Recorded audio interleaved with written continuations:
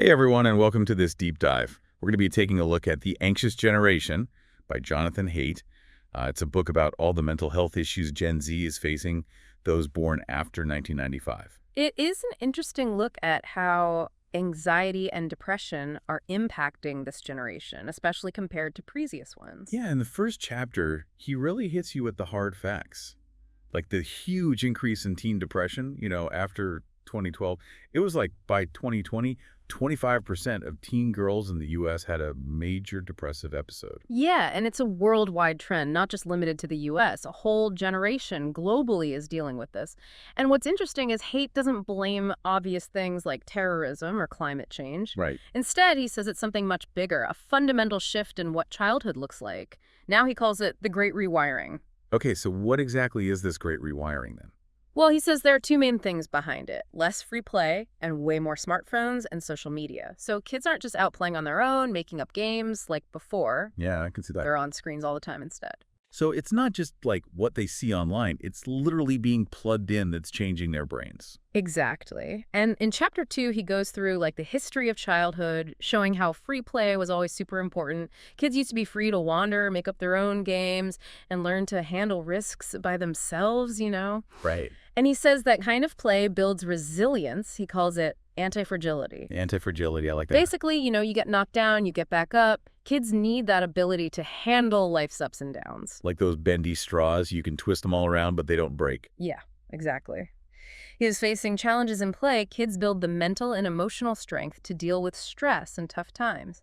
But if they're always protected from that, or mainly interact through a screen, they become fragile, less able to handle stuff.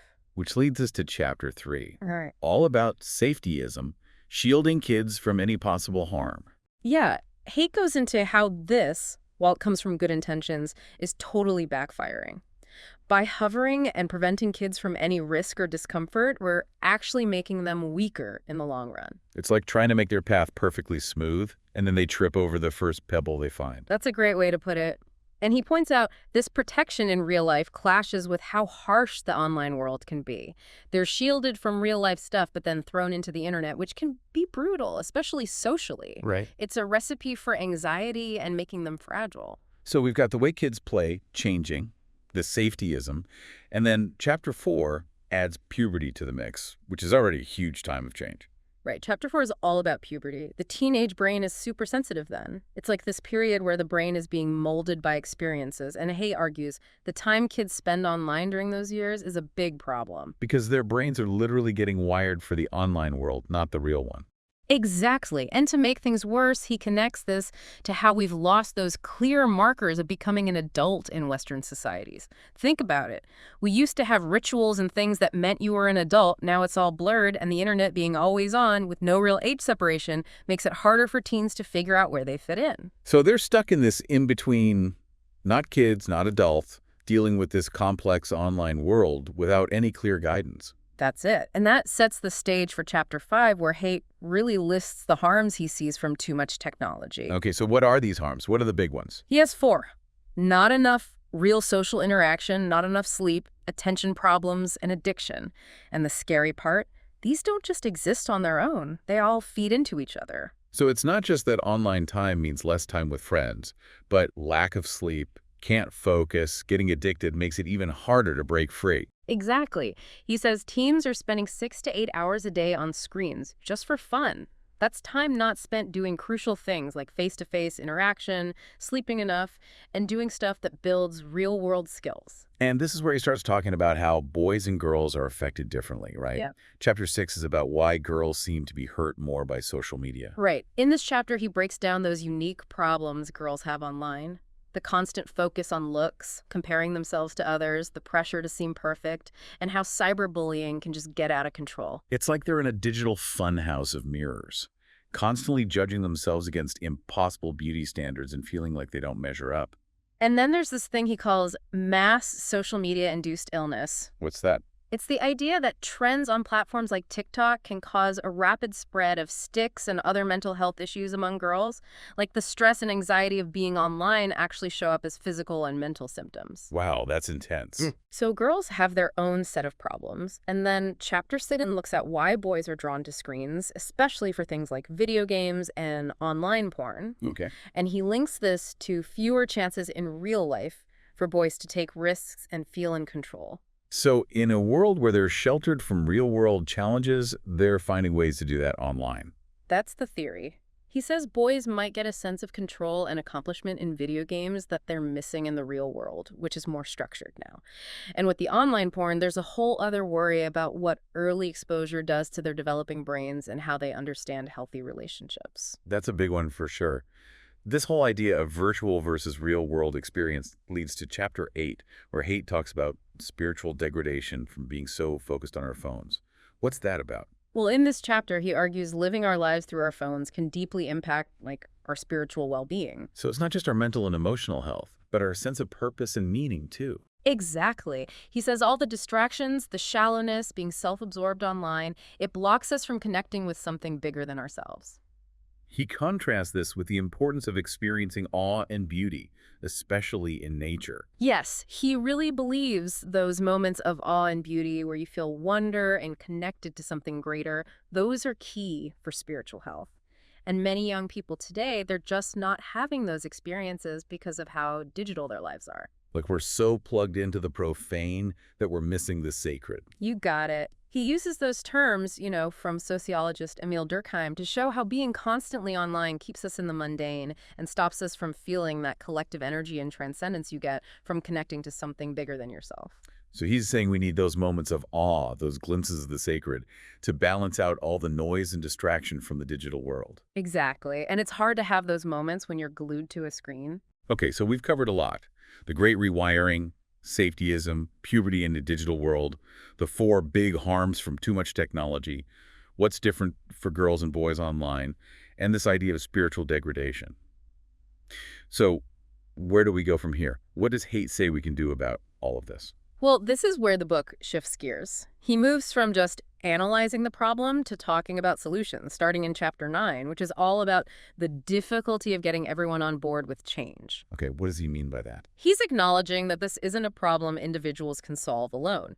It needs parents, teachers, policymakers, even tech companies all working together. We need to team up for systemic change. Right. And he uses the idea of collective action problems, where what makes sense for one person might end up being bad for everyone, like preteens feeling they need a smartphone even though it'd be better if they waited, or parents giving in and getting their kid a phone because everyone else has one, even though they know it might not be good for them.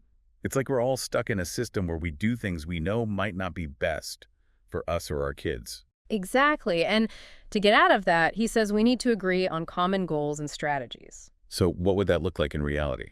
He lays out specific ideas for governments, tech companies, schools, and parents in the rest of the book. All right, let's get into those solutions then. Let's do it. So Chapter 10 is about what governments and tech companies can do now. So it's about policy changes. He says governments need to, step up and actually have stricter rules about verifying age to protect kids from platforms that are addictive.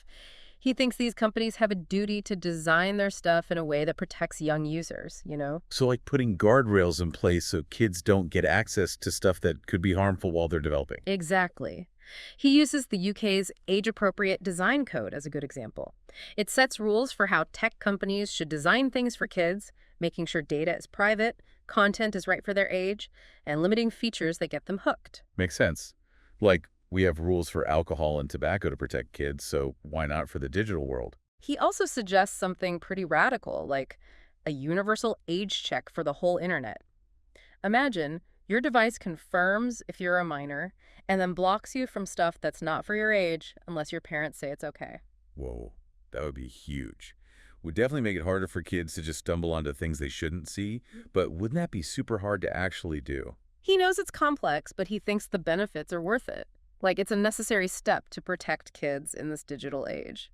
It's interesting, and it points to this bigger idea, like, it's not just on parents to set limits. We need a safer digital world for all kids, all right? Absolutely. And he's big on transparency, too. He wants those companies to be upfront about how their algorithms work, how they use our data, especially for young users. Because right now it's all kind of behind the curtain. We don't know how these platforms are influencing our kids. Exactly. Transparency lets parents and teachers actually make smart choices about what their kids are using. He wants these companies to have this duty of care thing where they put kids' well-being above profits and engagement. Like saying, hey, you need to make money, but you also got to think about how your stuff affects kids' brains. Right. Then, in Chapter 11, What Schools Can Do Now, he talks about what schools can do to deal with too much technology use. Okay, what's he suggesting they do? No phones in schools. He's all for it. Says it helps kids focus on learning and interact with each other face to face. I can see that. Tough to pay attention when your phone is buzzing and you want to check it all the time. Yeah. And he says we need more free play during the school day, too. He thinks schools are so focused on academics and tests that they've forgotten how important playing is for kids to grow up right. He suggests longer recesses, less structured time, basically letting kids just be kids, run around, hang out, use their imagination. Like they say, play is the work of childhood. It's how they learn, how they figure out social stuff and emotions. Exactly. And he points to schools that have actually done this, and it's helped both with how well the kids are doing mentally and their grades. So it's not about choosing one or the other. You can have good academics and still make play and emotional growth a priority. Right. He also talks about letting kids experience nature more. Spending time in nature can lower stress, help you focus, and makes you feel that sense of awe and wonder he was talking about earlier. He wants schools to include more outdoor time and for kids to explore nature in their free time. I get that. I always feel better after being in nature. Like, it calms you down and reminds you what's important. And then finally, he talks directly to parents in Chapter 12, what parents can do now. Okay, so what are some practical things parents can do? What's his advice? He wants parents to raise their kids with what he calls free-range childhoods, where kids are independent, responsible, and have more real-world experiences. He wants parents to give kids more freedom to explore, take risks, and learn from messing up. So, like fighting that urge to protect them from everything and control every little thing they do. Exactly. He says parents should be more like gardeners than carpenters. Hold on, what does that mean? It's about how you approach parenting. A carpenter parent tries to shape their kid into a specific thing, like a piece of wood being made into something exact. But a gardener parent, they focus on making the right environment for their kid to grow in, trusting that they'll naturally become their best selves. I like that. It's about trusting the process, realizing we don't have to micromanage everything for our kids. Just create the right conditions, and they'll flourish. He's also big on parents being good examples with technology. Kids watch us all the time. If we're always on our phones, they'll think that's normal and okay. So we got to walk the walk, not just talk the talk. If we want our kids to have a healthier relationship with technology, we need to change our own habits too. And he reminds us this is a marathon, not a sprint. Parenting is a long game. There will be good times and bad times. It's more important to have a loving and supportive home than trying to control every little thing. It sounds like a lot of it comes down to setting boundaries and being mindful about how we use technology at home. Big time.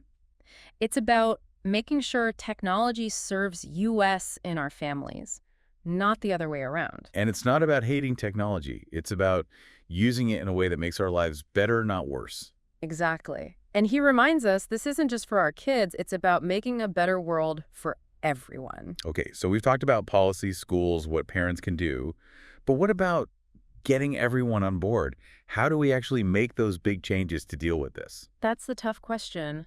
It's not easy, but Haidt is hopeful. He thinks change is possible if we all work together, acknowledge the problems, and find solutions together. So start conversations, raise awareness, like build a movement. Exactly. Talk to your friends, family, community, the people we elect. Demand better from tech companies. Make a culture where kids' well-being comes first, where screens aren't running our lives, where real-life experiences matter, and where every kid has a chance to succeed. That's a powerful idea. And it seems like things are changing. More people are realizing that too much screen time is bad and that our kids need a more balanced life. Right. He gives some inspiring examples of people and groups already doing great things. I'm like, oh, what are they doing? There's this group, the Let Grow Project. They encourage kids to do things on their own, like walking home from school or making a meal. That's such a simple but awesome idea. It's about empowering kids and helping them build confidence. There are also these play clubs popping up where kids can just play freely in a safe environment without adults interfering too much. Giving them the space to be creative and figure out social stuff on their own. And more schools are adding outdoor time, free play, and learning about nature to what they teach. It's great to see these changes happening. Makes me hopeful that we can turn things around and create a healthier future for our kids. He also talks about how important it is for each of us to find things that give us that sense of awe and beauty, to connect with something bigger than ourselves, whether it's nature, art, music, spirituality, whatever works for you. He says those experiences can give us a sense of meaning and purpose in a world that often feels chaotic and overwhelming. Exactly. And when we do that, we're showing our kids a healthier way to live. So it's about taking care of ourselves too, finding our own balance and creating a life that feels good and meaningful. And by doing that, he thinks we can inspire our kids to do the same. It's hopeful. It's about knowing we can make choices, create change, and build a better world for us and future generations. And he leaves us with a challenge. He asks, what's one small thing you can change in your own life or community to tip the scales back towards real-life experiences, connecting with others, and having a sense of purpose? That's a great question. It makes you think about your own habits, your values, and what kind of world we want for our kids. And it reminds us that even small things can make a difference. If each of us tries to put down our phones more, have more family dinners and talks, encourage more outdoor play, or just be more present with loved ones, we can create a better world for ourselves and for the generations coming after us. It's a call to remember what makes us human in a world that's becoming so digital. It's like he's saying it's okay to step away from all the digital noise and get back to the stuff that really matters. And those simple things, spending time in nature, hanging out with people you care about, being creative, doing work that has meaning, those often bring the most happiness. It's about shifting from always taking in stuff to making stuff, Yeah. from what you achieve to who you are. And he talks about being grateful. It's so easy to focus on the bad stuff, but he says we got to look for the good, see the beauty around us, be thankful for the little things. Train your brain to see the good, focus on the positive, find joy in everyday stuff. Yeah, being grateful can make a big difference. You feel more connected, more grounded, and you handle tough times better. It reminds you that you don't find happiness, you create it. And it starts with changing how you see things. He also says we need to find things that fill us with awe, that inspire us, things that make us feel small and remind us how huge and mysterious the universe is. Like looking at the stars, standing next to a giant tree, hearing music that makes you cry. Those experiences can bring back that sense of wonder and possibility. And those experiences can help us find a deeper sense of meaning and purpose, he says. Yeah, they remind you there's more to life than just getting through the day. There's something bigger we can be a part of. And that connection can make you stronger, help you get through good times and bad times more easily. It's a great message, especially in a world that feels so divided and disconnected sometimes. He reminds us we're not alone in this. We're all going through this together. And he says we got to reach out to each other, build communities, share what we're struggling with and our successes, and work together to make a world where kids can thrive. It's a call to reclaim what makes us human, put connecting with others above always consuming, and create a future where technology helps us, not controls us. This deep dive into the anxious generation has been so insightful and thought-provoking. It's definitely changed how I see some things and given me a lot to think about. Totally agree. This is one of those books that sticks with you. So as we wrap up, I want to leave you with this. If we agree that too much screen time is really hurting our kids, what's one small change you can make in your own life or community to help tip things back to real-world experiences, connecting with people, and finding a sense of purpose? Maybe it's setting limits on your own screen time, making more time for family dinners and talks, encouraging more outdoor play, or just being more present with the people you care about. Whatever it is, remember, even the little changes add up, and together we can make a healthier, more balanced, and more fulfilling world for us and the kids who come after us. Thanks for being with us on this deep dive. We hope it made you think and inspired you to take action. Until next time, take care.